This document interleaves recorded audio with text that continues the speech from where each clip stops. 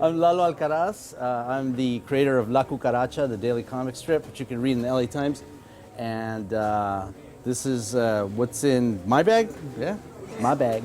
Get up in the morning, slaving for bread, sir, so that every mouth can be fed. Oh, me Israelite. History of ska is I was the kind of in high school really liked Specials and Selector and liked that forever, but my head explodes when I hear old ska, you know, the stuff that preceded the pop stuff, and so I'm really into seeing that.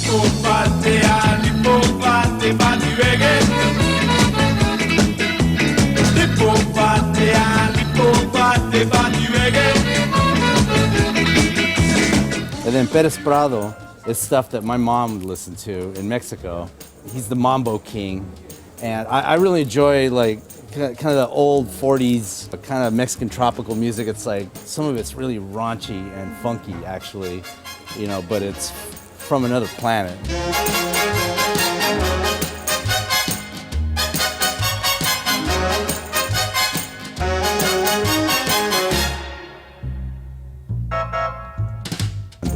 And then I like the retooling of funk and the kind of tributes to funk, like stuff like Breakestra, which is a really cool band here from LA. And there's one album, it's not this one, but they kind of deconstruct riffs, you know, and they just play, and it's kind of cool. Come on over, baby, let's show you how. Come on over, love guarantee. Give me that sweet, sweet thing, you know what I need. Soul to soul, you can't get more vintage than that.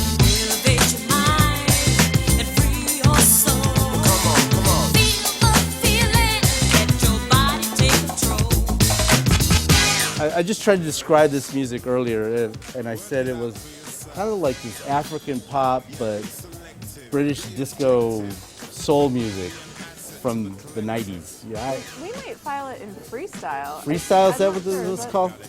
Yeah, it's just, I wore out my copy of this. Right here I have Sharon Jones. I really like Sharon Jones. And I like all that kind of, like I said, the retooling of the funk stuff and soul music, that modern people doing it. I think it's a great tribute to it, and I like the original compositions and songs by Sharon Jones. The cover of This Land Is Your Land is actually an awesome track. That distant land was made for you and me. As I was born, I'm a huge Pixies fan. And I have everything already, but I found something that I don't own. So this is the tribute album to the Pixies. Lots of bands doing covers of Pixies songs. And I actually had Dave Lovering, the drummer of the Pixies, on my radio show once, because he's doing magic. He's in a magic group, you know, the Unholy Three. And I couldn't stop talking to him about the Pixies and telling me more about the Pixies. But yeah, so I'm a huge Pixies fan. I have a radio show on KPFK, so occasionally every week we have a new band, and Very Be Careful is a band that they play like the Colombian, it's a vallenato, right? It's a vallenato, and it's kind of a modern take on it, but it's very traditional too. And to me, they're all 12 years old. You know, they're young men, and they're very funny in person, and so I wanted to grab this CD of theirs. Very Be Careful.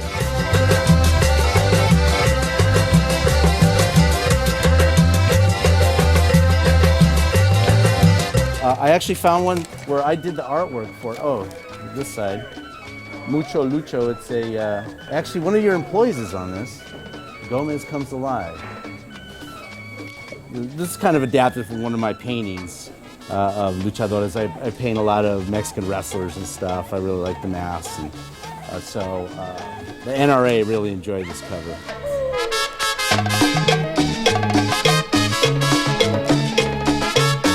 I'm primarily an editorial cartoonist, And this book, I can't believe I found it. It's Paul Conrad's kind of autobiographical collection. Paul Conrad was the editorial cartoonist for the LA Times for many years, and he is my idol and role model, and he was just an awesome, cantankerous old man. I just worship his work, and he just has a super powerful imagery, and I try to copy him every day in my editorial cartoons. My whole reason for being, it seems to me, is to do these silly-ass cartoons. Somebody has recognized the fact that maybe I can draw a line or two, and with those lines I'm able to say something.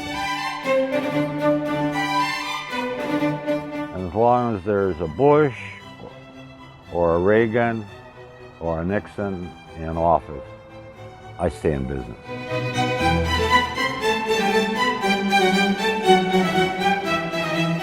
I wonder if it has, my favorite cartoon he ever did was, it would be so awesome if it would just come up right now. I found it. Black teenagers, 40% unemployed. And he's got the afro is a giant bomb. And then he also did my other favorite one, which they wouldn't publish in the LA Times. They had to run in the LA Weekly, and it's the Republican elephant mounting the Democratic donkey from behind. It's like the greatest unpublished editorial cartoon in the history of cartooning. And then finally, the great comic book heroes for my 12-year-old son.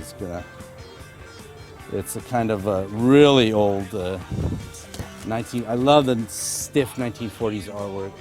It's the best. This is even older than that, some of it. I love comics. And that's what's in my bag. Whatever happened to the heroes?